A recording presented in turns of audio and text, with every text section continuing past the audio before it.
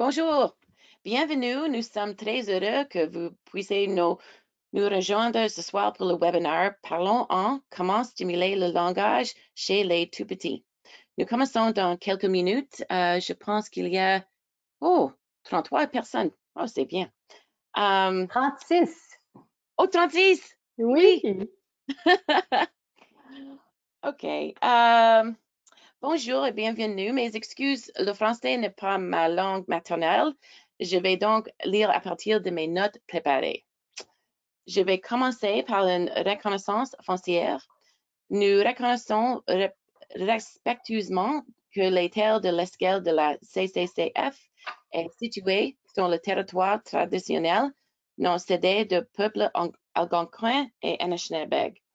Nous reconnaissons tous les peuples autochtones qui étaient ici avant nous, ceux qui vivent avec nous aujourd'hui et les 7 générations à venir. Comme les peuples autochtones le font depuis des temps immémoriaux, nous nous enfonçons d'être des intendants responsables de la terre et de respecter les cultures, les cérémonies et les traditions de tous ceux qui habitent. En ouvrant nos cœurs et nos esprits au passé, nous engageons à travailler dans un esprit de vérité et de réconciliation pour le créer un avenir meilleur pour tous. Aujourd'hui, ces terres restent un territoire partagé et sont occupés par de nombreux peuples divers venus d'ici et d'ailleurs. Un traité est un héritage, responsabilité et une relation. Nous reconnaissons les torts et les erreurs du passé et nous engageons à avancer en partenariat avec des communautés autochtones dans un esprit de réconciliation et de collaboration. So, merci à notre sponsor, Wintergreen Matériel d'apprentissage, qui a fourni un financier à notre série de webinaires. Parlons en avec OAC et la Fédération canadienne des services de garde à l'enfance. Vous êtes en sourdine pour le webinaire. Si vous avez des questions, tapez-les dans la barre de discussion ou des questions sur le côté et je partagerai avec Caroline. Quelques jours après le webinaire, vous recevrez deux courriels. L'un sera votre certificat de participation et l'autre, c'est un courriel de suivi comptant une enquête et les ressources supplémentaires. Et ce soir, notre animatrice experte Caroline Erdo vous en apprendra davantage sur l'importance de la conscience phonologique et le partagera ses conseils et ses stratégies. Caroline, ça c'est un mot que je ne peux pas dire, orthophoniste et la coordonnatrice du département de orthophonie à la commission scolaire Sir Wilfrid Laurier et la conseillère en orthophonie pour Orthophonie Audiologie Canada. Auparavant, elle a été coordonnatrice du programme Advancing Learning in Differentiation and Inclusion pour les 10 commissions scolaires anglophones de Québec, où elle soutenait les enseignants ressources dans le cadre de diverses initiatives de développement professionnel. Avec plus de 20 ans d'expérience en tant qu'orthophoniste pédiatrique et un centre hospitalier universitaire des domaines d'expertise comprenant le bimultilingualisme, les troubles de la lecture et du langage, le trouble du spectre d'alculation fœtale et les différenciations crâno-faciales chez les enfants âge 0 à 18 ans. Caroline a donné des conférences dans plusieurs universités canadiennes. Elle a également été invitée à faire des présentations lors de nombreuses conférences en Amérique du Nord et écrit et collaboré à les plusieurs publications. À toi, Caroline. Merci beaucoup, Robin. Bonsoir tout le monde. Bienvenue. Je suis très heureuse de pouvoir discuter avec vous de ce sujet important et du rôle important que vous jouez en tant qu'éducatrice au niveau du développement langagier de jeunes enfants. Alors, mon but ce soir est de partager avec vous, on sait qu'il y a plusieurs stratégies de stimulation du langage. Vous avez sûrement déjà reçu plusieurs stratégies dans vos formations ainsi que des conseils par d'autres conférences. Ce que j'aimerais mettre en relief ce soir, c'est vraiment les stratégies que nous connaissons, mais qui sont supportées par les données probantes comme étant des stratégies plus importantes, donc un levier plus important pour la stimulation langagière des jeunes enfants. Alors, voici le plan de la présentation. Nous allons parler de stratégies générales qui sont efficaces pour la stimulation du langage des tout-petits. Et ensuite, nous allons parler spécifiquement de certaines composantes clés au niveau du développement du langage. Et je vais vous parler du quoi ainsi que du comment. Alors, on va voir ce qui se passe sur le plan de la conscience phonologique en termes de stimulation, le vocabulaire, la structure narrative et la compréhension des inférences de base. Et on va terminer avec une courte période de questions. Et s'il reste des questions, on pourra poursuivre par courriel au besoin. Alors, premièrement, pour les comportements facilitateurs du langage de façon plus générale, je veux partager avec vous certaines choses, comme par exemple l'importance de se positionner à la hauteur de l'enfant. Les enfants vont apprendre et comprendre plus facilement si notre visage est au même niveau que leur visage. Alors, si nous sommes face à face avec l'enfant, que l'enfant peut aussi lire notre expression faciale, ça va être très facilitateur. Ensuite, on sait que c'est important de suivre les intérêts des enfants et de répondre à leurs initiatives en faisant des commentaires plutôt qu'en posant des questions. Souvent, on a tendance à poser des questions type oui-non ou des questions test, mais les enfants apprennent moins bien de ça et comprennent et apprennent encore mieux si on passe des commentaires, si on parle de ce qu'ils font dans le moment et de leurs intérêts. Une autre stratégie qui est assez intéressante, c'est quand l'enfant joue avec quelque chose, par exemple des petits camions ou joue à faire à manger dans une petite cuisine, on pourrait copier leur jeu. Ensuite, après quelques secondes, voire minutes d'avoir copié ce que l'enfant fait, là, on va ajouter quelque chose à ce jeu-là et on va commenter sur l'ajout.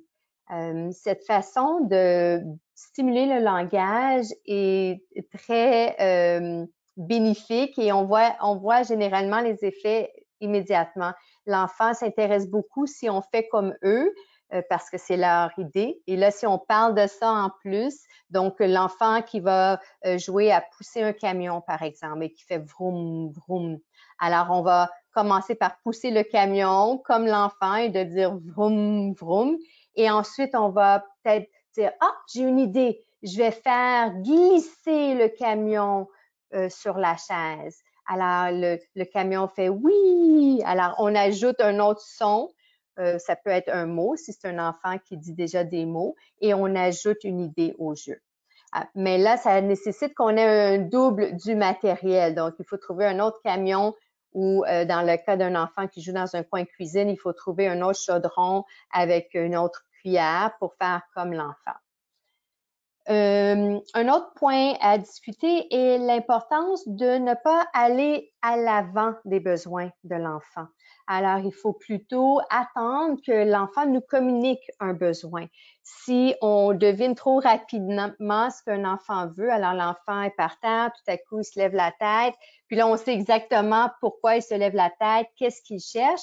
C'est mieux d'attendre que l'enfant nous signale sa demande. Donc, peut-être que l'enfant va dire un mot ou peut-être qu'il va faire un son, il va faire comme « Ah » et il va montrer qu'il cherche quelque chose. Là, c'est bénéfique d'avoir attendu ce moment-là. Et finalement, sur cette diapo, je mentionne que c'est important d'éviter les réponses neutres par rapport à une discussion avec l'enfant. Puis, par réponse neutre, ce que j'entends, c'est une réponse qui va faire de sorte que l'enfant ne sera pas tenté à continuer la conversation. Donc, une réponse neutre, c'est l'enfant nous dit quelque chose et on dit oui, ou bien c'est ça, mais là, l'enfant n'aura pas nécessairement envie d'ajouter quelque chose puisque l'enfant a reçu une réponse de notre part, mais ce n'est pas une réponse qui va l'inciter à développer davantage la conversation. Alors, d'autres stratégies ici en forme de tableau, puisqu'on a des exemples.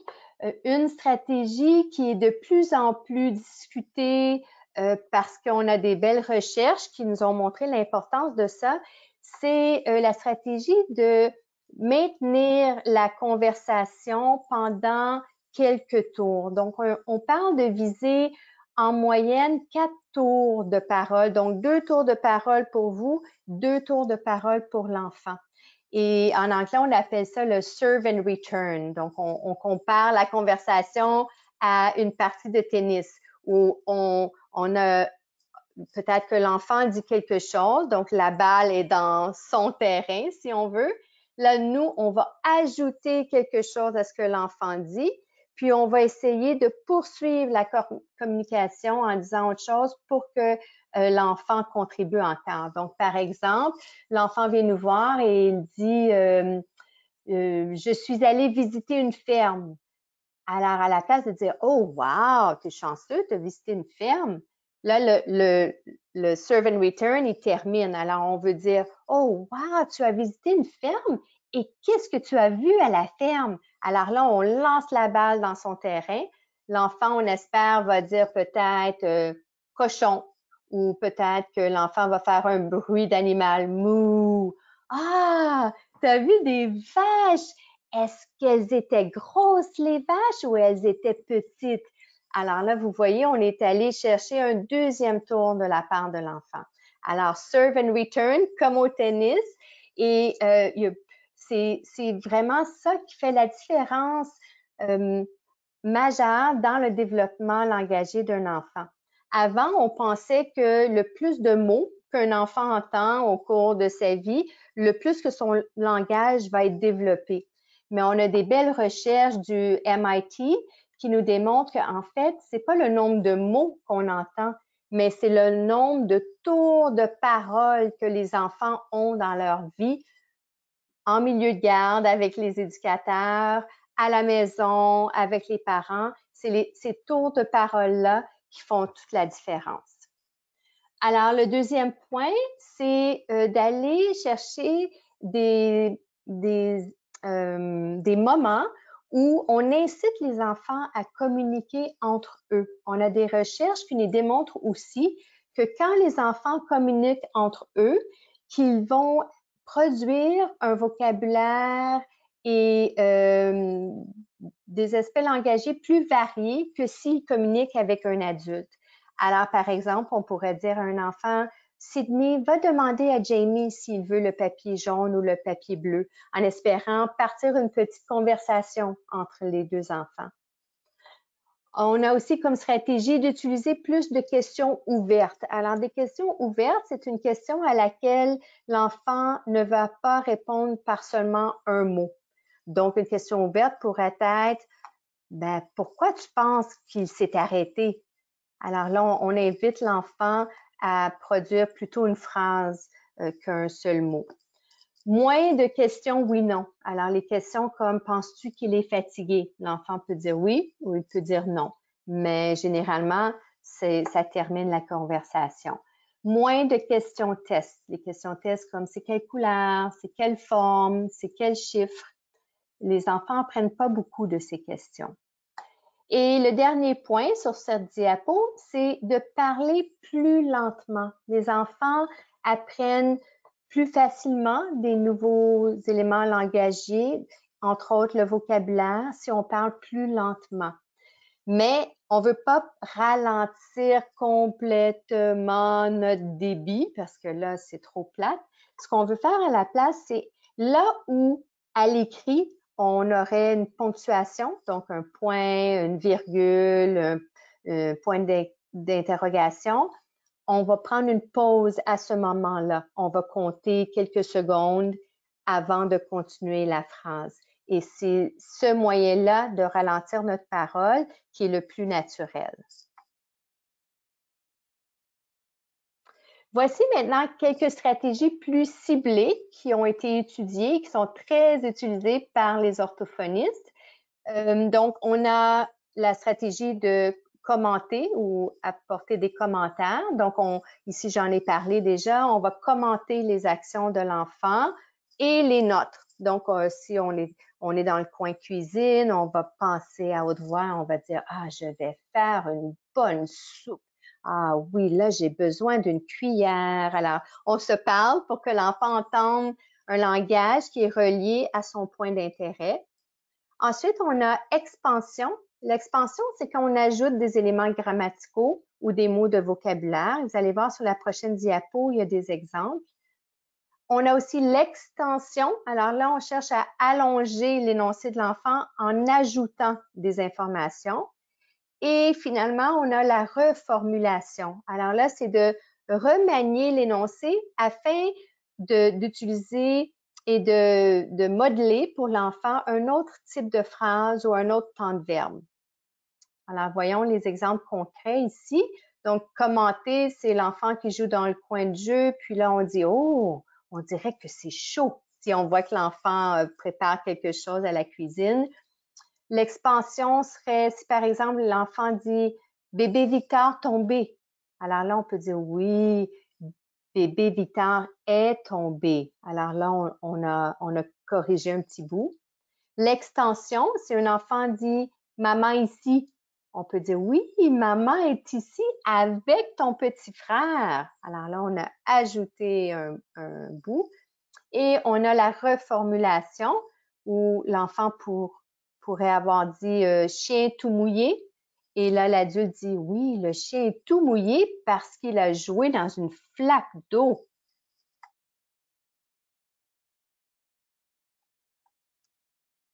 Et quelques derniers petits comportements généraux pour faciliter le langage. Premièrement, c'est important de demeurer dans ce qu'on appelle la zone proximale de développement de l'enfant.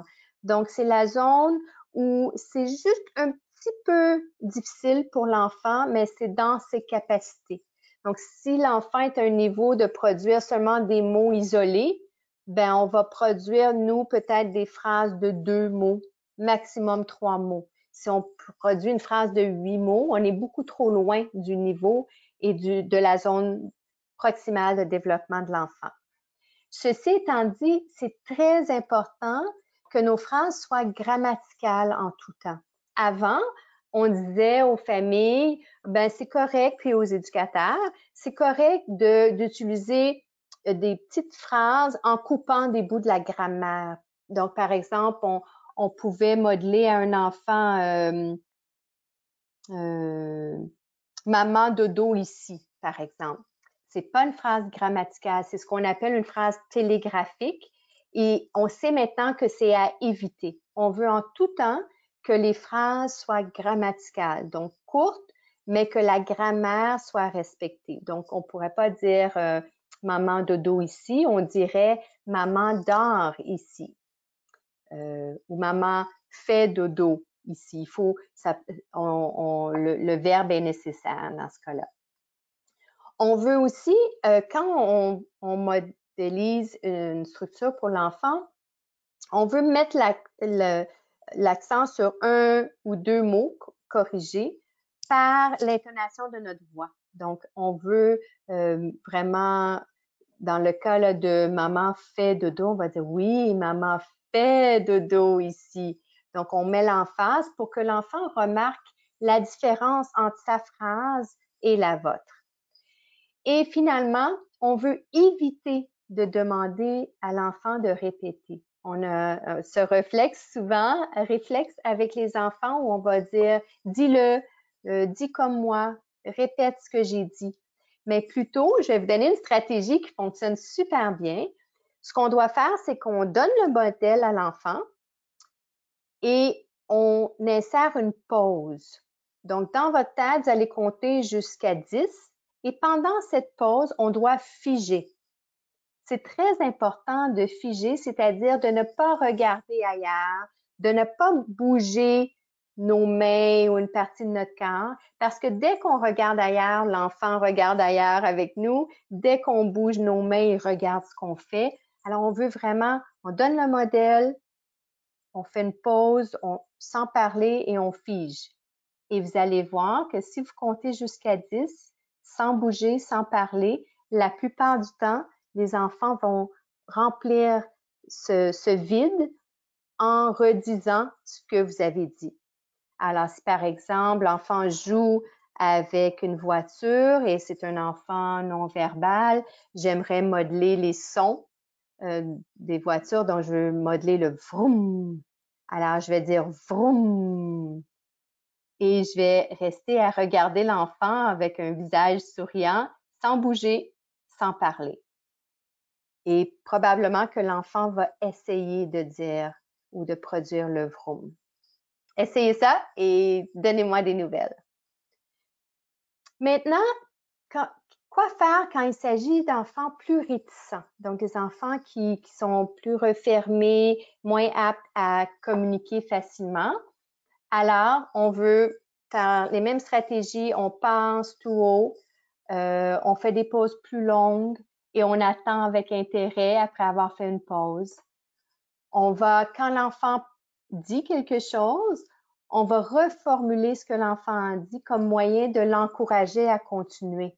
Donc, si l'enfant nous parle de sa bicyclette, il dit « j'ai une belle bicyclette », alors on peut dire « ah oui, tu as une belle bicyclette » pour le laisser continuer son train d'idées, pour pas interrompre nos enfants avec des retards ou des facteurs de risque sur le plan langagier ont besoin de beaucoup plus de temps pour formuler leurs idées, pour aller chercher les mots qu'ils veulent dire. Donc, il faut vraiment offrir ce temps-là. On veut réagir positivement quand l'enfant réticent participe verbalement, mais il ne faut pas trop s'énerver et s'exciter parce que pour eux, ça peut être très choquant là, de voir la réaction, même si c'est positif. Donc, on veut les valoriser, mais discrètement. Donc, peut-être un petit thumbs up ou un petit clin d'œil ou un grand sourire, sans plus.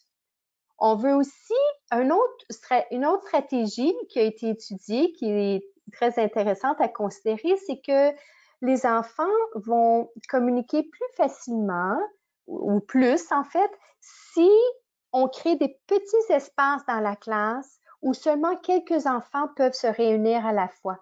Donc, si on fait des petits coins cuisine, le petit coin lecture, le petit coin de jeu de faire semblant avec les costumes, vous allez voir que probablement qu'ils vont communiquer plus. Surtout si on configure les choses pour que les enfants soient face à face dans ce petit coin-là.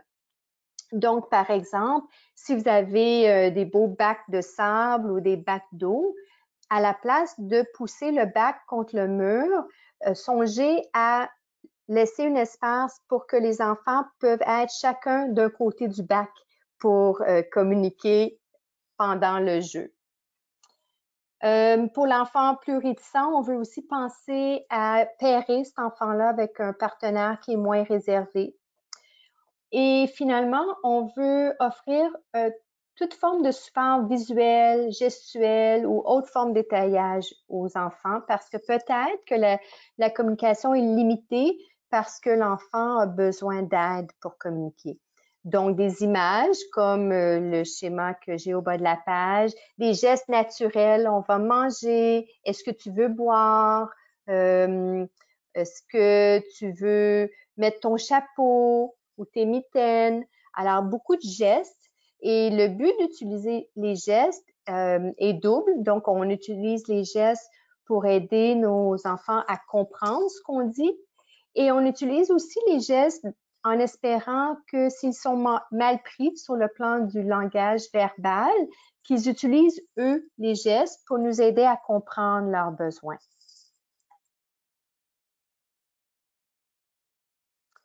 Quoi faire maintenant lors des bris de communication? Alors, ça arrive quand l'enfant communique avec nous, puis on n'a pas compris ce qu'il nous dit. Donc, il y a certaines choses qu'on peut faire pour se sortir de cette situation de bris de communication. Premièrement, à éviter, on ne veut pas faire semblant d'avoir compris. Alors, il faut être honnête avec l'enfant et on dit « Désolé, j'ai pas compris. Peux-tu me le redire? » C'est la meilleure chose à faire parce que les enfants nous voient venir avec nos situations là où on fait semblant d'avoir compris et ça peut être un peu insultant pour eux.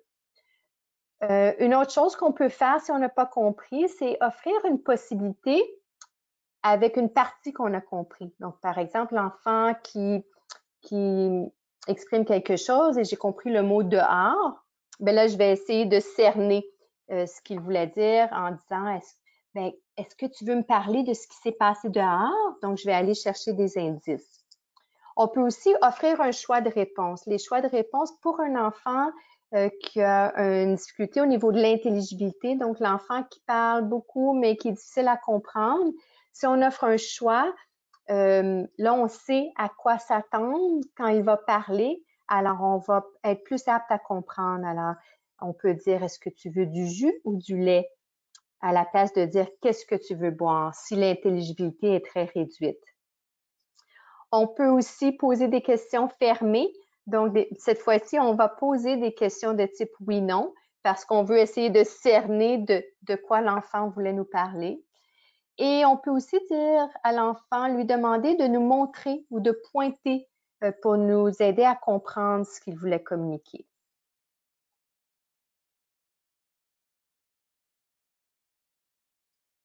Nous sommes rendus maintenant aux composantes clés du langage, en commençant par la conscience phonologique.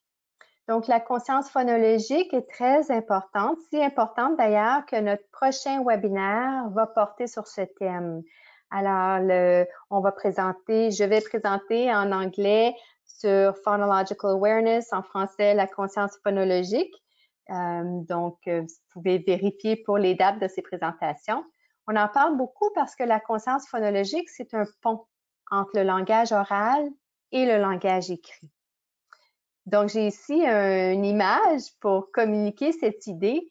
Donc, cette image nous démontre ici à la gauche, en bas, on voit des gens qui parlent. Donc, c'est le langage oral. Et à l'extrême droite, on a le langage écrit. Et la conscience phonologique se situe entre ces deux choses-là. Vous allez remarquer que ici, j'ai un tremplin et c'est la syllabe qui est le tremplin. Parce que la plupart des enfants ont déjà acquis la conscience syllabique et ce qu'on veut faire, c'est partir de la conscience syllabique pour enseigner notre cible la plus importante qui est la conscience au niveau des phonèmes. Alors, c'est pour ça que j'ai une cible ici pour phonèmes. Et ensuite, on va aller se rapprocher du langage écrit en soudant la conscience du phonème à la graphème, qui est la lettre écrite. Et c'est en soudant ces choses-là ou en les collant dans le pot de colle qu'on consolide les habiletés de base nécessaires pour le langage écrit. Et les points ici sous l'arc représentent la progression. Donc, on parle en premier de fusion de syllabes et ensuite de segmentation de syllabes. Ensuite, les enfants arrivent à identifier le premier son dans un mot.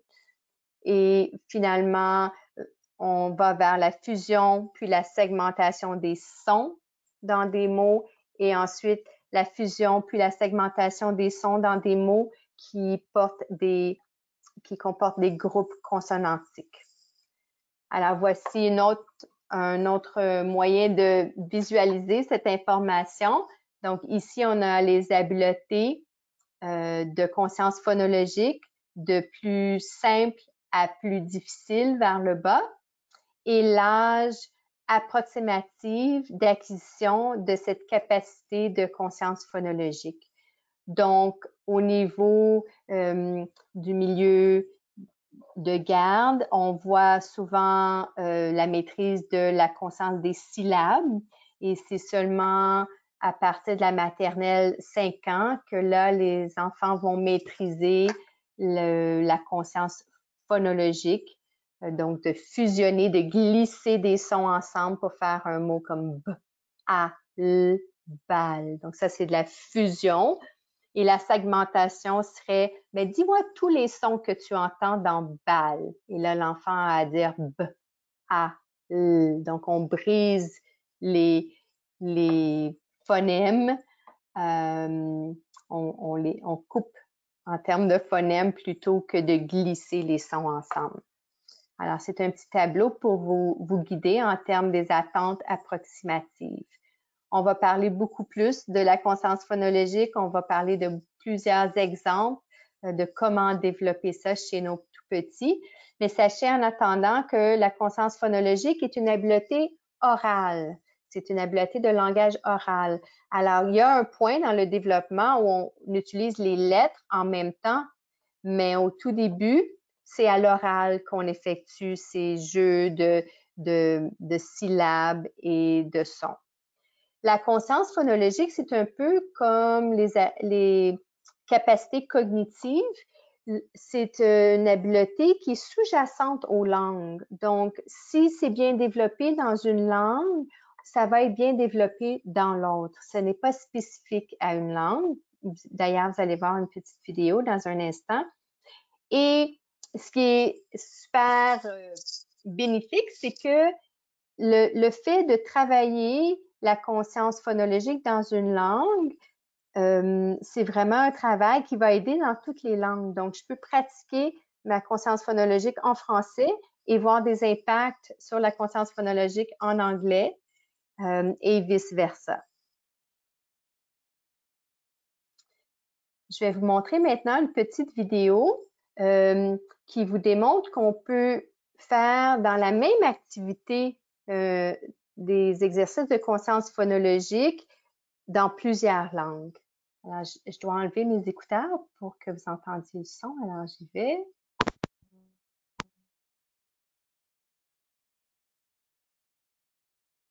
Tu as présenté un animal, la girafe. Maintenant, il t'amène un défi. Il t'amène de sonder des sons et des syllabes et même des rimes. Le fait de réaliser cette activité en utilisant les 3 langues permet aux enfants de prendre conscience que dans la plupart des langues, on peut utiliser les mêmes opérations cognitives sur les différentes unités. Ils sont davantage en mesure de faire alors des liens avec leurs habiletés et leurs connaissances, et ce en ce qui concerne la phonologie, dans leur langue maternelle. Alors, coupez les syllabes. Soleil. Soleil. C'est bon, on va chercher le D. Obrigada. Obrigada. Ayuda. Ayuda. Adio. Adio. Excellent. Fais un nouveau mot avec la première syllabe de mot. Soleil. Jouer. Tu joues. Bon dia. Macaco. Anma. Il t'a présenté. Alors, j'espère que le son était bon, que vous avez pu... Oh.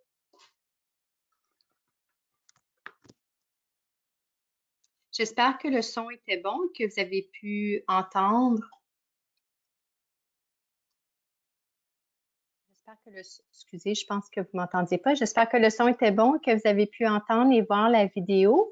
C'était pour vous démontrer que vous voyez que l'enseignante donnait parfois des mots en français, parfois des mots en portugais, parfois des mots en créole. Et l'enfant pouvait segmenter les syllabes du mot dans n'importe quelle langue. Donc, c'est pas que l'enseignante parle ces langues-là, mais les enfants, eux, peut-être qu'il y avait un enfant créole, un enfant qui parlait portugais, etc. Puis les enfants aiment beaucoup ça, entendre un mot dans leur langue. Les yeux brillent là, quand on entend, même nous, les adultes, une fois j'ai montré cette vidéo, puis une enseignante qui a dit « J'étais toute excitée moi-même parce que je parle portugais ».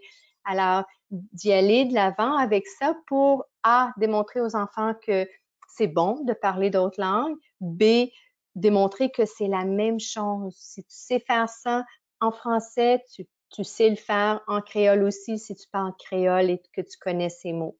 Alors, une petite activité intéressante à faire dans vos milieux qui sont sûrement, comme le reste de nos milieux, de plus en plus multiculturels et multilinguistiques. Donc, ça peut être super intéressant. Maintenant, nous allons parler du vocabulaire parce que le vocabulaire est si important dans tout ce que les enfants font. Le vocabulaire est un levier de la compréhension. Pour suivre des consignes, on doit avoir un bon vocabulaire. Pour s'exprimer, on doit avoir un bon vocabulaire. Alors, je voulais voir avec vous quelques stratégies pour stimuler l'acquisition du vocabulaire. On a, par exemple, comme stratégie de maximiser l'engagement de nos enfants dans l'activité de vocabulaire. Donc, on veut vraiment avoir une activité super intéressante pour enseigner de nouveaux mots. On veut aller activer les connaissances antérieures de nos élèves. Donc, on veut commencer la conversation avec quelque chose qu'ils connaissent déjà pour voir de quoi il s'agit en termes de leur compréhension et de leur connaissance. On veut aussi utiliser des stratégies variées. Donc, on veut aller chercher le mode visuel, le mode auditif, olfactif. Donc, peut-être pour des aliments, ils vont sentir. On veut aller chercher les gestes. On veut y aller par les chansons pour aider à bien ancrer les nouveaux mots. On veut offrir des définitions que les enfants peuvent facilement comprendre. Et de façon très importante, on veut créer beaucoup d'opportunités où les enfants vont pouvoir utiliser les nouveaux mots appris. C'est quelque chose qui est très difficile dans le sens qu'on est très bon à trouver des situations où les enfants vont entendre les mots beaucoup, mais on est moins bon en termes de trouver des idées de jeux et d'activités pour réutiliser les mots. Et finalement, on veut, lorsque c'est pertinent, faciliter le transfert entre les langues. Donc, si j'enseigne le mot banane, par exemple, aux enfants, ben, je vais leur faire remarquer que, oh, banane, c'est presque pareil en anglais. Donc, c'est ce que je veux dire par favoriser le transfert entre les langues. Donc, voici maintenant une vidéo. La vidéo au complet est assez longue. On ne va pas regarder la vidéo au complet, juste un petit bout, mais vous allez voir qu'il y a des belles idées, pour moi en tout cas, que je trouvais que c'est des idées que je connaissais plus ou moins pour faire de sorte que l'enfant réutilise les mots de vocabulaire enseignés. Alors, voyons la vidéo.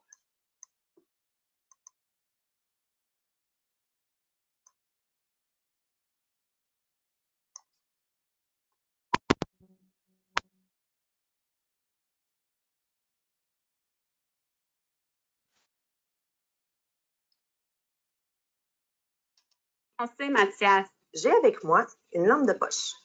Elle est petite. Elle est petite. Alors, je vais illuminer des objets de la table et toi, tu devras me dire ce que c'est. Oh, qu'est-ce que j'ai illuminé? La cuillère. La cuillère, êtes-vous d'accord avec lui? Oui. Super.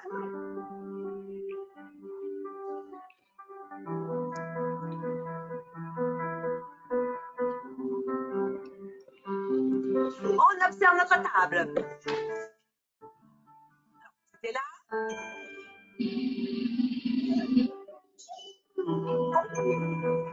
Qu'est-ce qui a disparu? Denis? La tasse.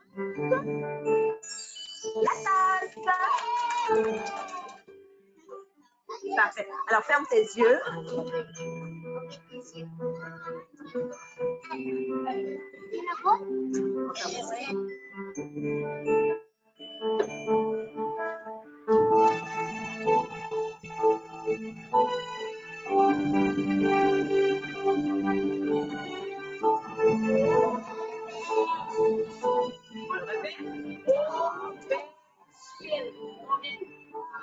C'est vrai que c'était un long. Une fois que le vocabulaire commence à être mieux intégré, on peut pousser plus loin en travaillant par exemple des devinettes, ce qui va permettre aux élèves de créer davantage de liens au niveau de leur lexique mental pour consolider leurs apprentissages. Lorsqu'on demande à l'enfant de comprendre ou de créer une devinette, celui-ci doit être capable de définir l'objet selon différentes caractéristiques et de mettre en lien toutes ces caractéristiques pour finalement trouver le mot dont il est question. Pour faire des devinettes, il faut poser des questions. Il faut dire c'est la couleur. Alors, je vais...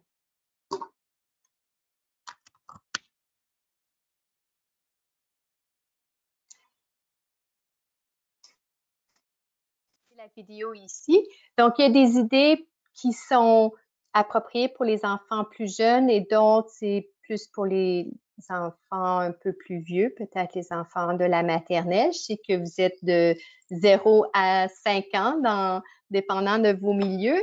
Mais je trouvais qu'il y avait des belles stratégies là, avec la lampe de poche, avec le mime, avec le tableau interactif où il y a certaines images qui disparaissent. Donc, il y a moyen d'adapter ça quand même pour des enfants assez jeunes.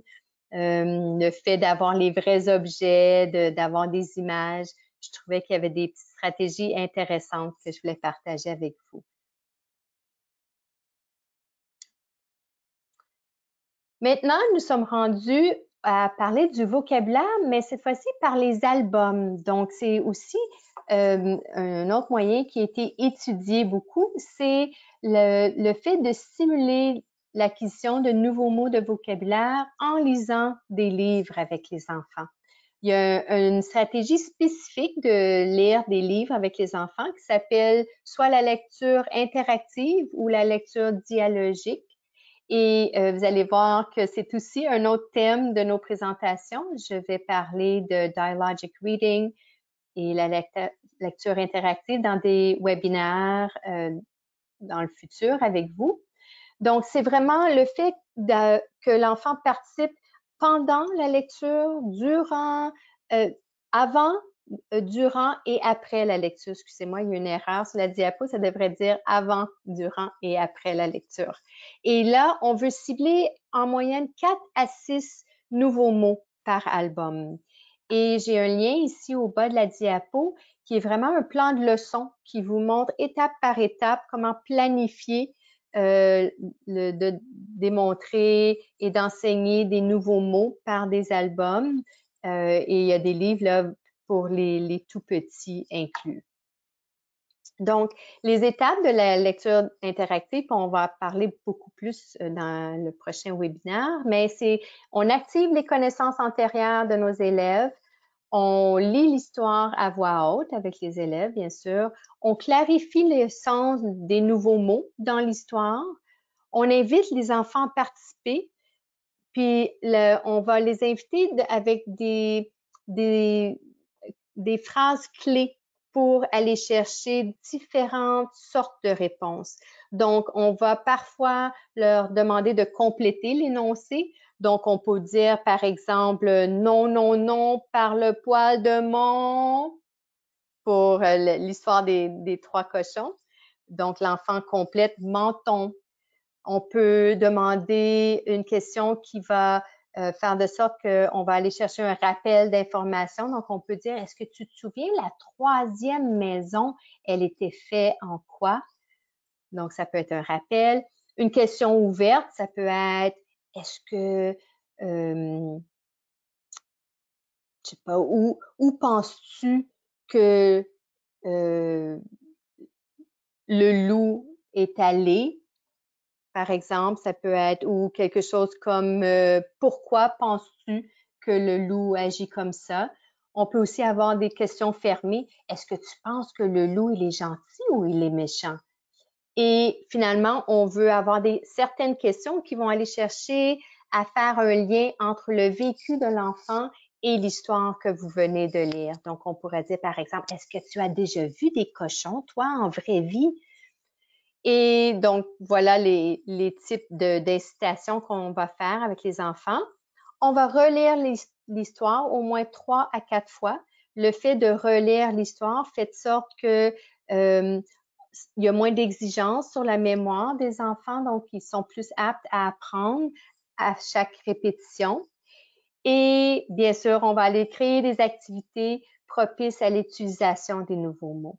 Donc, dans la vidéo, là, on n'a pas continué, mais il y avait d'autres belles idées. L'enfant a une page avec des images de l'histoire, par exemple, et son partenaire a la même page.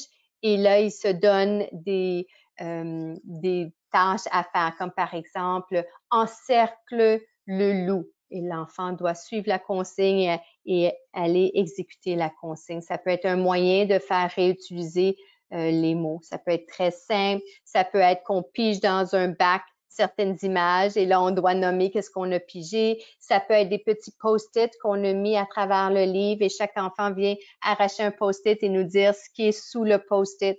Alors là, on réutilise le vocabulaire. Nous sommes finalement rendus à la structure narrative. Je voulais parler de ceci parce que c'est une autre sphère qu'on a tendance à oublier avec les tout-petits. Mais très jeunes, les enfants peuvent commencer à apprendre à propos de la structure narrative des textes. La structure narrative, ça nous donne un moyen de mieux comprendre les textes lus et entendus. Donc, pour nos tout-petits, comme les vôtres, on parle surtout de textes entendus. La structure narrative nous aide dans le rappel des informations. On va mieux se souvenir de ce qu'on a entendu si on a une structure dans laquelle mettre ces informations-là. Et ça va nous aider à produire des textes plus riches et plus variés. L'utilisation de visuels, d'organisateurs graphiques est très aidant pour la tâche là, de comprendre les textes et produire des textes. Et je vais vous montrer un petit peu ce que je veux dire par les organisateurs graphiques. Je veux dire un schéma comme ceci, où on va raconter une histoire aux élèves et après, quand ça va être à leur tour de vous aider à raconter l'histoire de nouveau, on va utiliser un graphique comme ceci, puis on va dire, est-ce que tu te souviens c'était où cette histoire? Est-ce que ça se passait à l'extérieur ou c'était dans une maison? Et là, on va pointer à la première colonne. Est-ce que tu te souviens qui était dans cette histoire? Là, on va pointer au personnage. C'était quoi donc le problème dans cette histoire?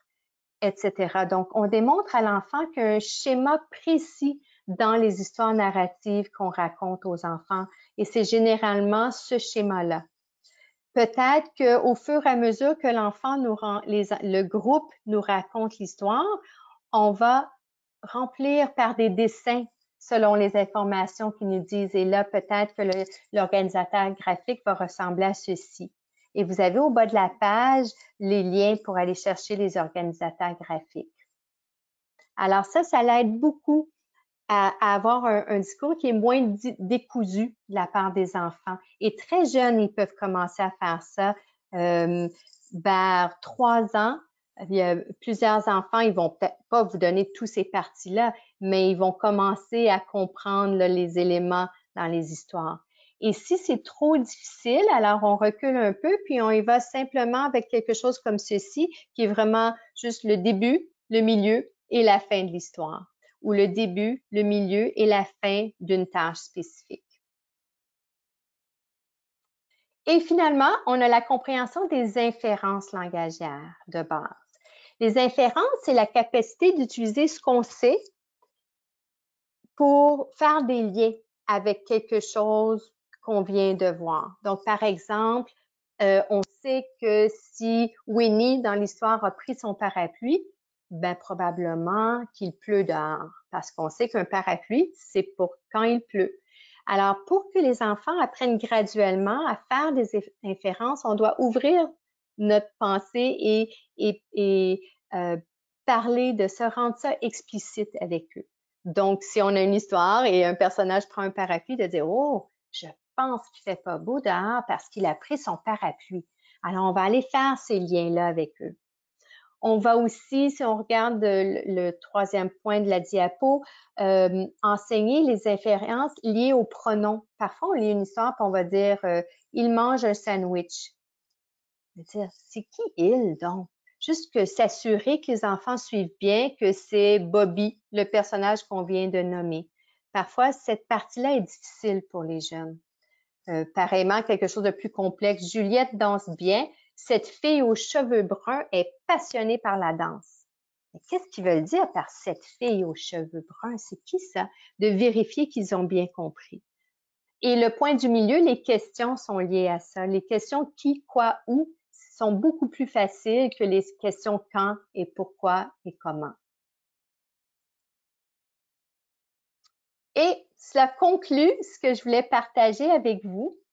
Il y a un point que je voulais mentionner de façon explicite et que j'ai oublié de mentionner. Quand j'ai parlé des gestes tout à l'heure, j'ai dit que les gestes aidaient beaucoup à supporter la compréhension des enfants et pouvaient, on espère, aider les enfants à s'exprimer s'ils n'ont pas tout à fait le langage pour le faire. Je voulais mettre en relief que les gestes ne sont pas responsables pour un plus grand retard de langage. Au contraire, quand on introduit les enfants à des gestes, que ce soit un langage signé formel ou des gestes naturels, ou même la communication en pointant à des images, ça sert d'un pont à la communication. Donc, ce n'est pas quelque chose à éviter. Au contraire, le plus qu'on leur donne de moyens pour communiquer, le plus qu'ils vont communiquer. Alors, je vous encourage à ne pas avoir peur d'instaurer des moyens supplémentaires de communication avec vos tout-petits. Alors voilà, voici une page sommaire qu'on va aussi partager avec vous par rapport aux grandes lignes là, de choses à faire et de choses à essayer de ne pas faire par rapport à la stimulation du développement langagier. Alors, je vous invite maintenant, si vous avez des questions, à les poser. Je vous montre ici qu'il y a des références si jamais vous voulez poursuivre la lecture au niveau du développement langagier. Il y en a quelques-unes en français et plusieurs en anglais. Si vous en voulez d'autres en français, ça va me faire plaisir là, de trouver des choses plus ciblées à vos besoins. Et voici mon adresse courriel. Alors, je vous invite maintenant, s'il y a des questions, c'est le moment.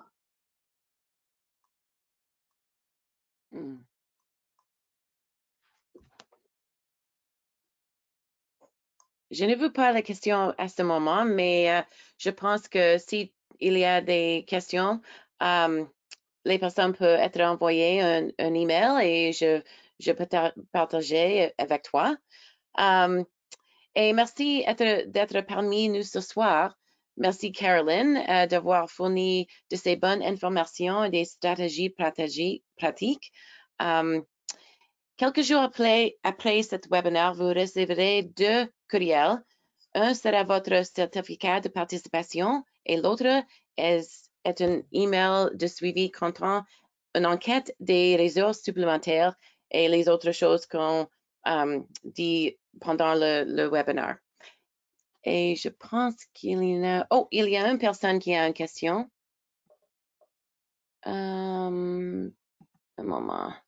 Ah, je peux peut-être la voir, moi aussi. Attendez, j'ai la question. Oui, je pense qu'il y a une personne qui a levé tes mains. Est-ce que je vais partager la présentation des diapositives? Oui, désolé, on aurait dû dire, j'ai oublié. On va vous envoyer un PDF de la présentation complète avec le document là, que j'ai montré sur la dernière diapo, comme on va vous donner le lien pour ce document aussi. Absolument. Oui. Si jamais vous la voulez en anglais, on l'a fait en anglais la semaine passée, alors vous pourriez l'avoir dans les 2 langues. Oui.